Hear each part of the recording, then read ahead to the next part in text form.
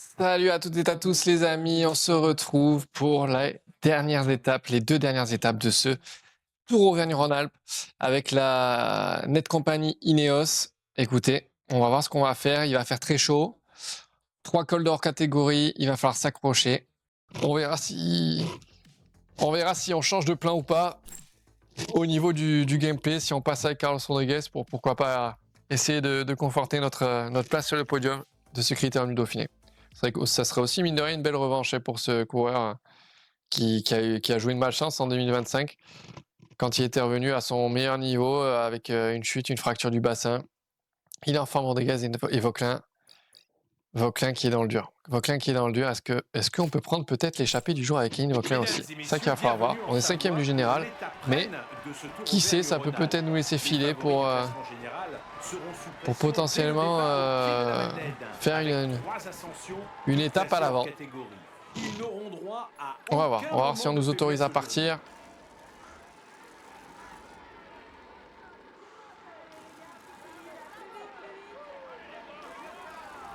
Allez, et Kevin Vauquelin qui y va. Est-ce qu'il est jugé comme... il n'est pas jugé comme faisant partie des favoris. Donc écoutez, c'est très bien. Skelmose non plus. 16e du général. Pour l'instant, on creuse facilement. 24 km la Madeleine. Une forme moyenne pour Kevin Vauquelin. Mais il y a du bon monde là. Ayuso qui est sorti. Ayuso. Est-ce qu'on va laisser sortir Ayuso, 8e du général? Il y a déjà Skelmose à l'avant. Ouais, ça démarre fort cette étape en tout cas. Je suis pas sûr qu'on reste sans rien faire avec Skelmose et Ayuso devant. En tout cas, c'est très bien joué de la part de l'équipe Trek. Alors, il y a un petit souci. C'est que là, on est en train de péter littéralement de l'échapper avec Kevin Vauquelin. On va prendre le gel, mais là, va falloir serrer les dents avec le français. Alors, si on pète là dans l'échappée, c'est sûr que le classement général, ça aurait été une autre paire de manches. Allez, on arrive là, on va basculer. Vous avez vu à 1 minute 50. 1 minute 50, on est seulement 30 secondes devant le peloton. Et on en a terminé de cette descente. C'était une descente très technique. On a quand même réussi à reprendre, mine de rien, 33 secondes sur le groupe de tête. Mais là, on est un peu seul dans la nature. Va falloir se sauver les fesses comme on peut là. Et Kevin Vauquelin qui s'est fait reprendre. On avait passé sur Carlos Rodriguez qui est aussi dans le dur. Ils vont être longs ces derniers hectomètres pour Carlos Rodriguez qui est 2e du général vainqueur hier, qui est dans le rouge là, qui est dans le rouge.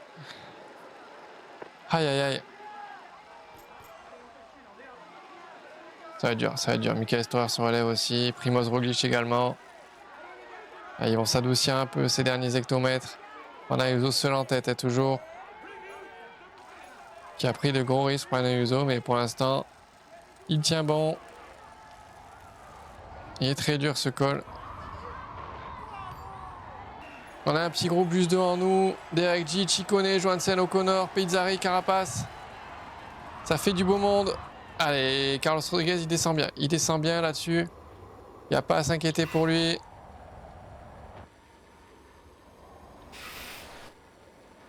Attention à Pizzari, hein. C'est moins le cas.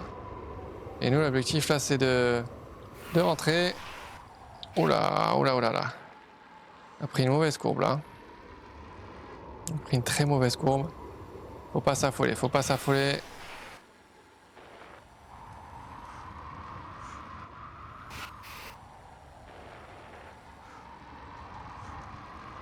Allez.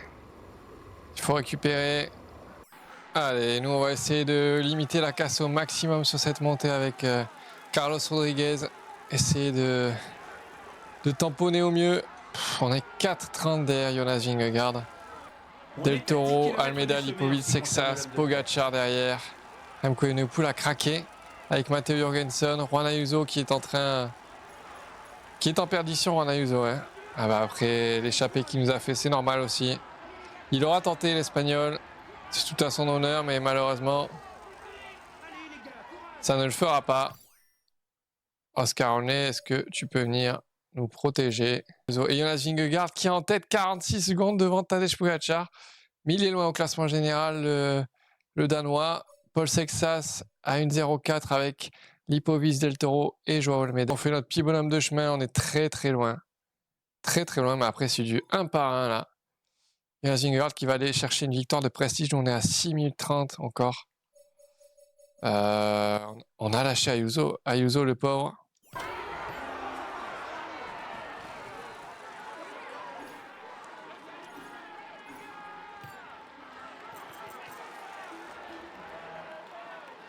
Jonas Vingegaard qui s'envole vers une victoire de prestige. Pogacar qui est derrière est quand même en gestion, mais aura trouvé un Jonas malgré le fait qu'il soit diminué par les chutes. Très costaud.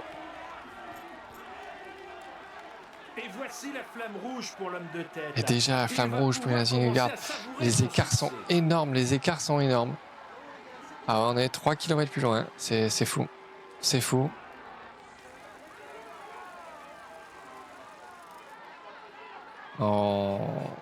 On verra, on fera le point à la fin de cette étape, mais je pense qu'au niveau du général, on va perdre pas mal de place. Remco Evenepoel qui a complètement explosé à 4 minutes 14 du Danois. Florian Lipovic juste devant lui. Les deux coéquipiers de la Red Bull Bora Hansgrohe qui sont dans le dur. Et Jonas Vingegaard qui va très clairement reprendre du temps sur nous. Et nous repasser devant surtout. Allez, on est à 2,4 km, 2,3 km du sommet avec Carlos Rodriguez. Devant Jonas Vingegaard va s'imposer avec 48 secondes d'avance sur Tadej Pogacar. 2 minutes 19 sur Paul Sexas. Pogacar, il freine ou il est en défaillance là? Je sais pas trop. Remco Evenepoel à 4 minutes 27. Joao Almeida 4 minutes 30. Isaac Del Toro derrière. Florian Lipovic, Carapace. Nous, on est le groupe à 7 minutes. Ça, c'est... Les écarts sont énormes. Remco vient d'arriver. Allez, on va essayer de finir à bloc.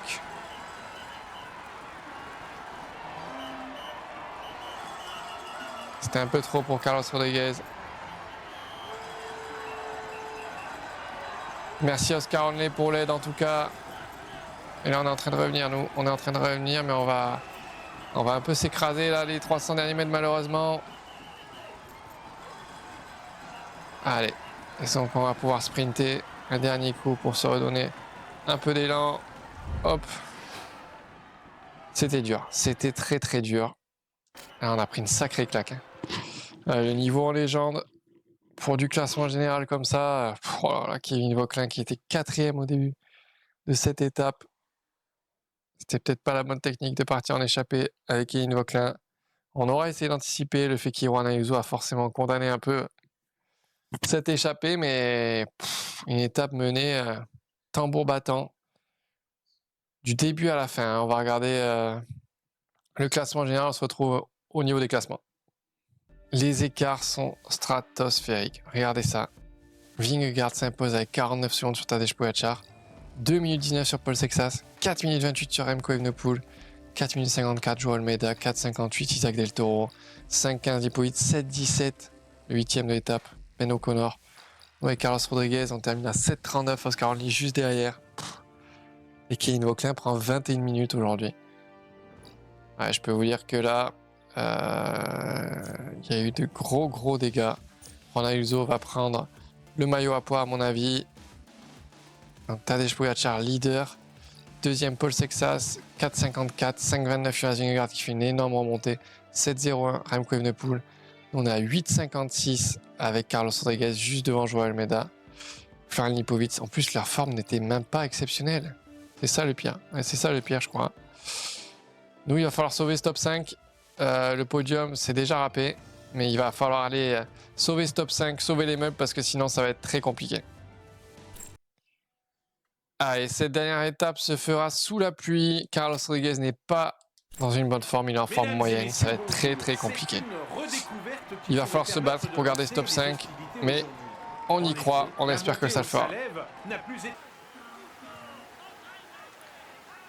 Pogacar qui ne veut pas attaquer pour faciliter le retour derrière de ses coéquipiers. On va demander à Oscar Lelay de nous protéger. Hein. Parce qu'il y a une grosse chute dans une descente, il y a une grosse chute. C'est pour ça que les coéquipiers de Pogacar sont derrière. Et ils sont rentrés, hein. Isaac Del Toro et Joao Almeida.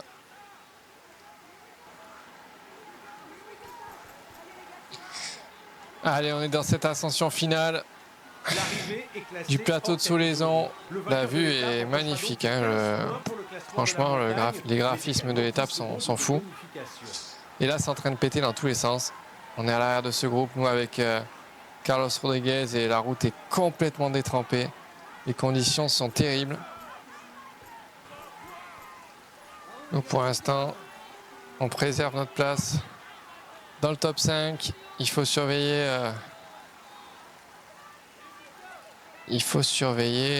Non, Ciccone, c'est bon. Almeida qui est à 9,06. Hein, qui est 10 secondes derrière nous, Joao Almeida. Mais c'est lui qui fait le train et pour l'instant, c'est un train de sénateur.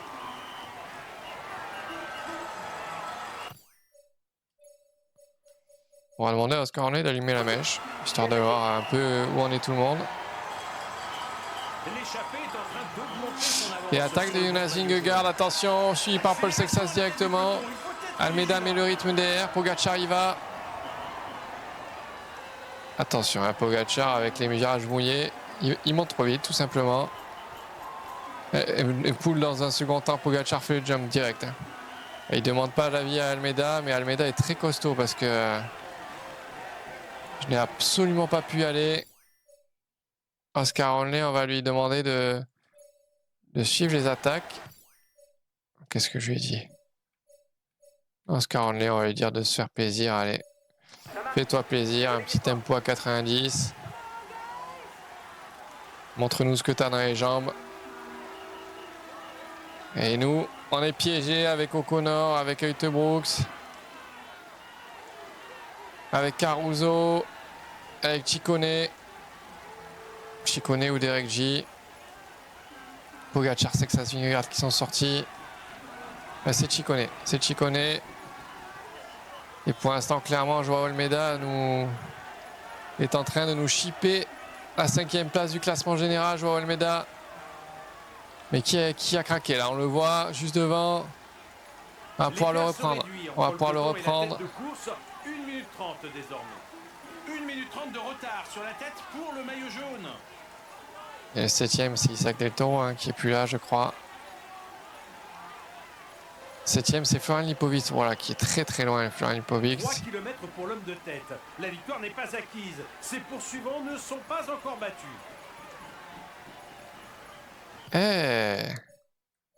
C'est Oscar Hornet qui a réussi à revenir sur Tadej Pogacar et Paul Sexas et Jonas Vingegaard avec Remco Evenepoel. Ils sont qu'à 1 minute 30 en soi de Juan Ayuso. Ça peut jouer quelque chose de... Ça peut jouer une très belle place à l'arrivée, ça. T'es en bonne forme, Oscar Hornet, ou pas? Je ne sais même plus. Ah, Oscar Hornet, malheureusement, qui a explosé. On va lui dire de relayer à 60. On est à 3 km du but et Joao Almeida s'est relevé. On a repris les nerfs Van Envelt. Et attention, 20 secondes d'avance pour Juan Ayuso qui va se reprendre. Hein, j'ai peur. Hein. 18 secondes d'avance. À 1,8 km de l'arrivée, ça va être juste. Si ça s'attaque derrière. Remco est toujours avec Sexas et Vingegaard. Et c'est les 4 premiers du général. Pas de surprise, mais les écarts sont énormes. Il y a Vingegaard qui n'a pas réussi à déstabiliser Paul Sexas pour la 4e place. Et Pogacar, ouais c'est bon, ils sont 5 en tête, ils se sont réunis. Pogacar et Sexas sont sortis à 2. Ils ont 6 secondes d'avance sur le petit groupe de 3 derrière. Est-ce que Vingegaard va réussir à faire le jump? Ayuso qui a pété. Quelle désillusion à 1 km du sommet. Alors qu'il pensait très certainement pouvoir jouer une éventuelle victoire d'étape. Et c'est Pogacar qui est en train de lâcher Paul Sexas. Il est en train de craquer, le jeune français.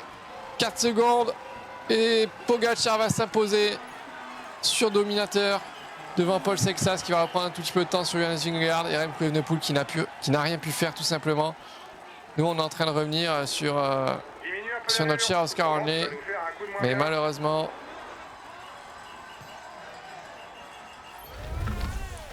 on n'aura pas pu faire de miracle. Hein. Allez. Oh, Lève le pied si tu veux pas avoir une défaillance. C'était dur. Est-ce qu'on va garder cette 5e place au général? On va la garder, je pense. Derrière nous, il n'y avait pas de gars super bien placés et très proches de nous. Ça va le faire. Oscar Henley, on finit juste derrière lui. Mais que ce fut dur, ce critérium du Dauphiné. Que ce fut dur. On va aller voir les classements généraux, mais les écarts sont stratosphériques. C'est quelque chose.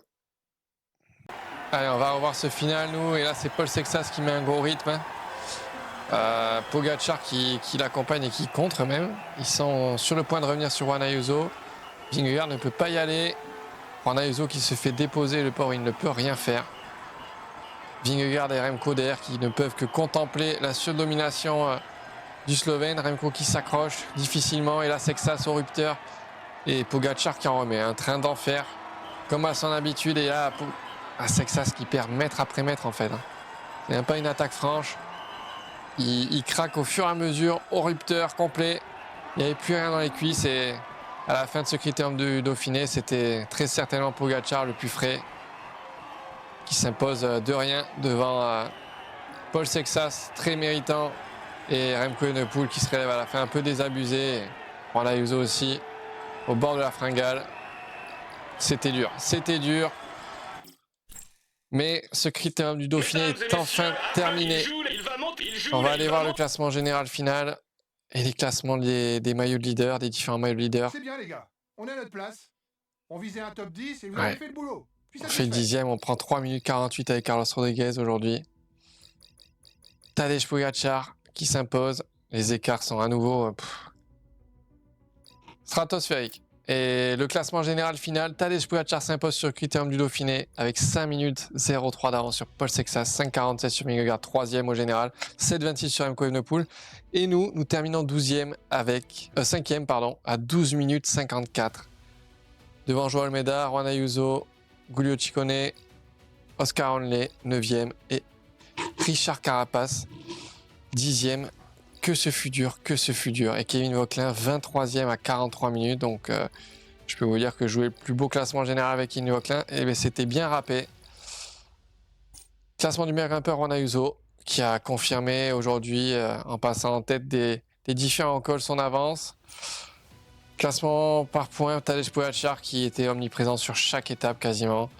Classement des jeunes, Paul Sexas devant Carlos Rodriguez.